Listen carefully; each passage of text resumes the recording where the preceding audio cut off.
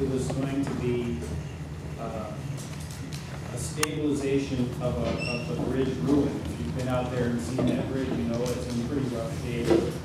And so that was our starting point, and we had some federal transportation enhancement funds to do that stabilization. The bridge is on the historic registry, and because of that, there was a lot of reviewing that had to be done before we got started on this thing. And in that process of reviewing and going back and forth with the Historic Preservation Office of the state, they kept pushing us to try to do a little bit more.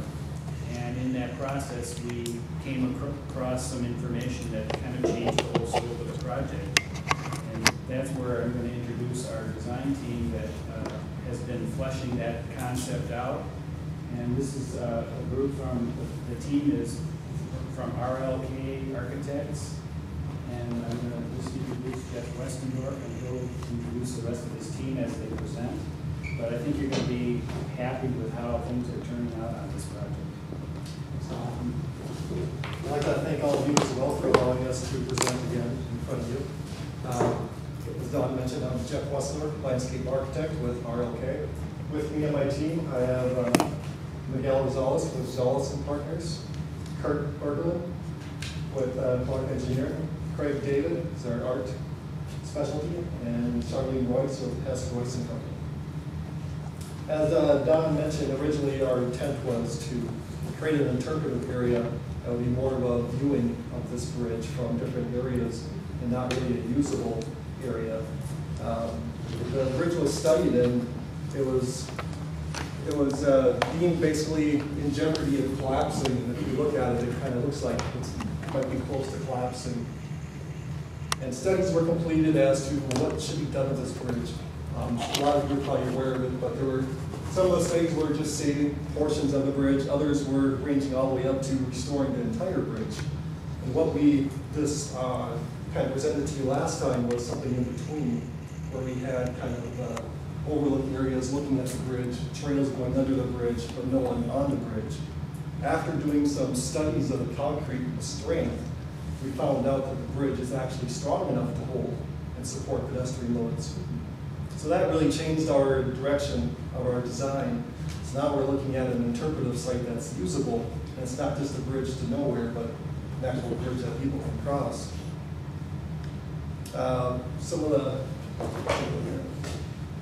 Here's a picture of the bridge right now. One of the problems we had with the bridge was, look at the trail system, everything goes around it, nothing goes to it. It's kind of an isolated little element all by itself. And so one of the first things we looked at is, how do we get people to this bridge? Thanks, Greg.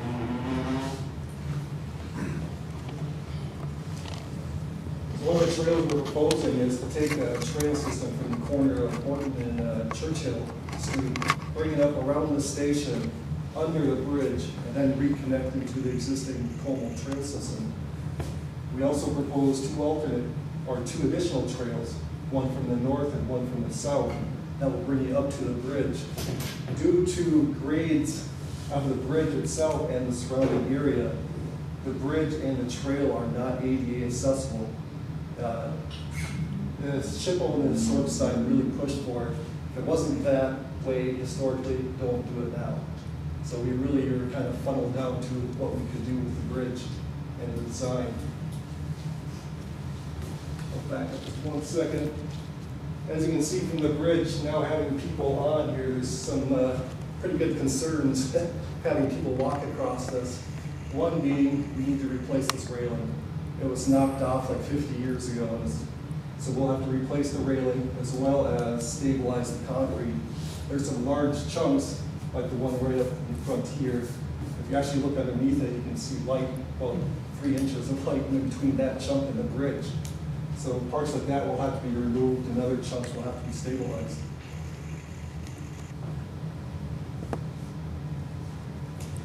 We're also proposing to put some interpretive elements around the sites and boards that will help describe the site. That chunk of concrete that I mentioned that we're going to take off, we're going to propose to put down by the interpretive board so people can actually come up to it, touch it, feel it, take a look at it, see what the concrete looked like. Landscape will be in line pretty close to what was there historically. We're proposing some shrub roses that will line the sides of both of the bridges, and they'll be above the lower retaining walls. We're also proposing some art features, which will be located, could be located at the north part up here, as well as behind the building. And I'll let Craig talk in a little more detail as to what these art pieces could possibly be. Craig? Hi, everybody. Thanks for having us. As you probably know, the city has a 1% for art charter anymore, and so that was one of the reasons I was called in, is to try to come up with some concepts that would work in terms of art. Well, it posed a bit of a problem because it's a historical site, and you can't really do a whole heck of a lot with the site. But in all of my research in terms of the bridge, the most interesting fact that I found out is that back in the 20s, when was the bridge built? I can't remember. Was it? 05. 05, okay.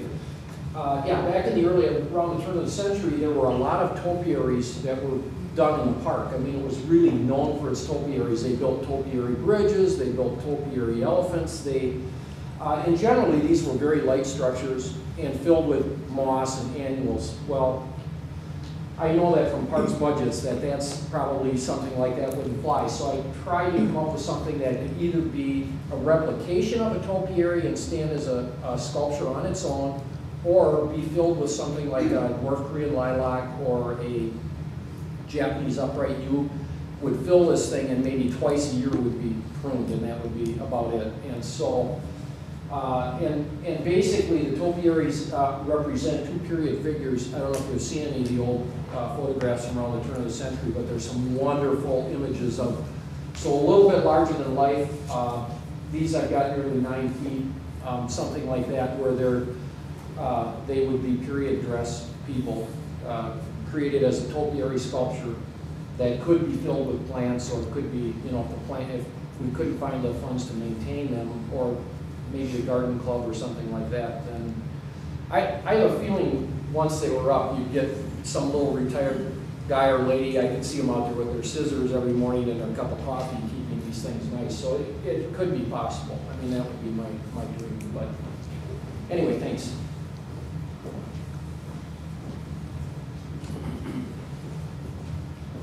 So I'm a historian, so I always go back and look at history. So the first thing that we did when I got going on the project was to put together a little report looking at interpretive themes. And probably all of you know the history of this area better than anybody else. And there's some great interpretive panels in here. But one of the things that we'll be doing is bringing the interpretation outside and putting it in areas around the bridge where it will have an immediate relationship to the bridge and to other things outside. One of the themes we're looking at is the park is really, this park was a catalyst for the park system's development. This was the park that really caused people to say, we need a park system, we need to get it going. And there were a couple of phases of the park's development in the 1880s, 1890s. And then it really hit its prime in the early 20th century, as Craig was talking about, with the topiaries and these incredible formal displays. And it really has a lot of parallels to what was going on in the national scene in terms of parks and landscape architecture. The picturesque, there's a word over the picturesque, is exactly what was the prime of what this was happening. But there was also kind of social reasons for parks. They were the lungs of the city. They were to wear people out so that they wouldn't commit crimes. There were all sorts of social aspects. And there was also a lot of real estate aspects. Values of land go up by parks. And so a lot of people got interested in park development because of that. And we're fortunate here in St. Paul to have Horace Cleveland having been involved with the design of the park system. He was also involved with the Minneapolis system, Chicago parks. Really an important, that was before people called themselves landscape architects. He called himself a landscape gardener. But he played a very important role in the evolution of a bunch of park systems, and we're really lucky to have him here. And then, of course, there's the theme of the Twin City Rapid Transit Company. There was this sort of love-hate relationship between the parks and the train. the parks needed trains to get people out here. They wanted a lot of people to use the parks, and this was kind of on the edge of nowhere, so they needed that. And the trains needed to have people to justify extending their lines. But who was going to pay for what and all this stuff was always a bit of a discussion. So that would be an interesting theme to talk about. And then finally, coming specifically down to our wonderful bridge here. Concrete bridges like this were a pretty recent creation in the early 20th century. For one thing, concrete that wouldn't dissolve when it got wet, or cement that wouldn't dissolve when it got wet, was a fairly new thing. Portland cement was developed, an artificial cement, in the mid-1800s, but it didn't really become common here in the Midwest until the late 19th century. So this was a pretty cool new technology, plus the wonderful addition of reinforced steel and stuff. So that'll be another theme that we'll be talking about. This happened to be a Mellon arch named after its designer, an Austrian engineer. So there'll be some really fun interpretive things, and I think that maybe we could switch. Yeah, so here's an example of just some of the visuals, and we work with Miguel and design these things, and I think we've come up with some really pretty graphics. And then you want to just switch to the next one. So this, this is one possible concept of kind of Andrew, so let's turn it over to Kurt. Excuse me, my task was to help evaluate the condition of the bridge and determine what we could do structurally. First, everyone said we were going to just stabilize the bridge, essentially put in a shoring or a false work system, and leave everything kind of as it was, so that you can see, and then you can be able to see the steel, structural steel, the arch that's in the Milan arch, which is over the four things. But as the project evolved, and the main thing that changed our mind was we took some core samples through the base of the arch and came up with some tremendously high compressive strengths. The tests were around 10,000 psi, which is, I don't know if you guys know what microsilica concrete is nowadays, but it's really strong.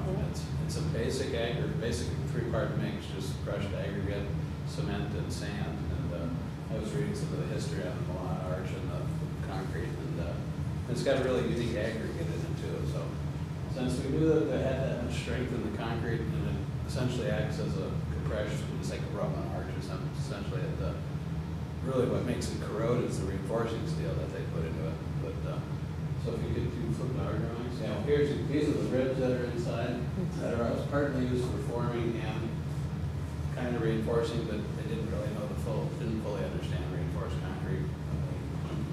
So they're kind of not necessary at this point. The steel back in here, the flat arches is working. That's just like a regular old reinforced concrete slab. So now what we're going to do, instead of leaving it look like that, we'll chip back, restore all the concrete.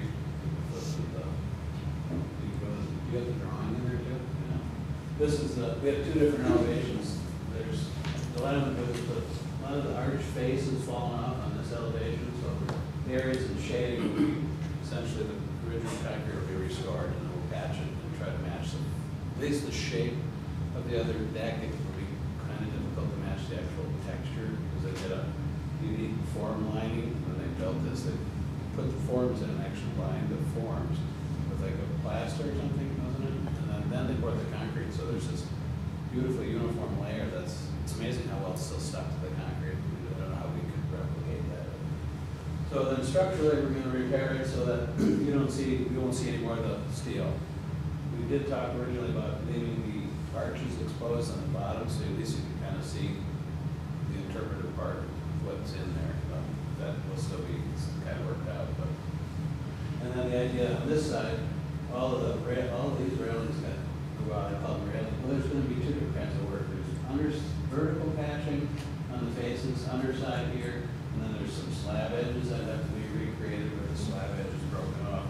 And then there's areas where the whole curve edge, you go back to the east elevation. Up here, there's the decorative curve section is broken off. So, and then there's a piece that we're going to take off that Jeff was talking about. So once we get it all concrete restored, then there'll be new precast railing pieces that are well. One source in town that's already done some work at Colon Park. You go to the next railing sections. Do we have them on there? No. This is where we got these railing details from the engineer.